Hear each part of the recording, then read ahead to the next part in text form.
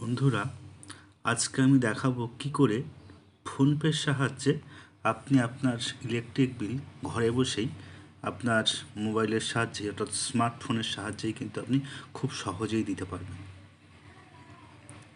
আপনাকে ইলেকট্রিক অফিসে গিয়ে লাইনে দাঁড়াতে হবে না, খুব সহজেই আপনার মোবাইলের মাধ্যমে আপনি দিতে পারবেন। তো বন্ধুরা, ভিডিওটা শুরু করা যাক। ভিডিও শুরু করার আগে আমরা আমাদের নেটটা অন করব, ওয়াইফাইটা অন করলাম। এবারে প্লে স্টোরে যাব। প্লে স্টোরে গিয়ে দেখব ফোনপে আপডেট আছে কি না। এখানে লিখুন ফোনপে।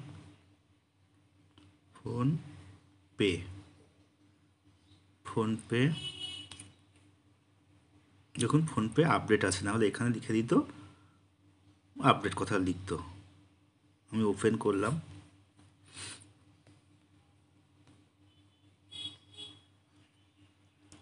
লক ছিল, আমি ফিঙ্গারপ্রিন্ট দিলাম, আনলক হয়ে গেল।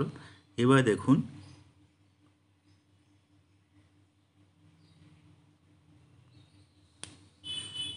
দেখুন এই পেজটা খুললো। এখান থেকে আমরা দেখব কোথায় ইলেকট্রিক বিলের অপশানটা আছে।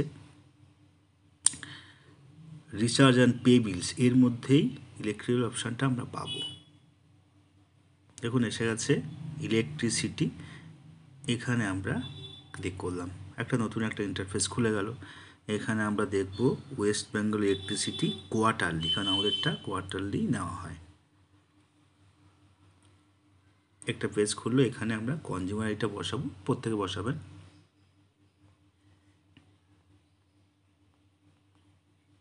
বসিয়ে দিলাম।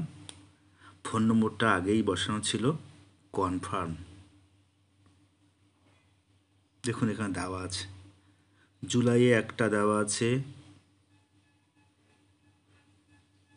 দুটো বিল একসঙ্গে যাওয়া যাবে, তিনটে বিল একসঙ্গে যাবে, কিন্তু একটাই দেব। দিলাম। এবারে ব্যাঙ্ক অ্যাকাউন্ট আমি স্টেট ব্যাঙ্কটা সিলেক্ট করলাম।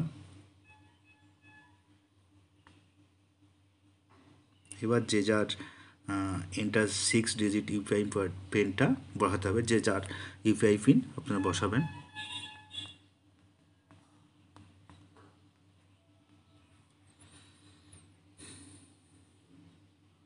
সময় নিচ্ছে। তো বন্ধুরা, ভিডিও যদি ভালো লাগে আপনাদের, অবশ্যই লাইক, শেয়ার, কমেন্ট করবেন এবং আমার চ্যানেলটি সাবস্ক্রাইব করবেন। দেখুন পেমেন্ট সাকসেসফুল দেখাচ্ছে।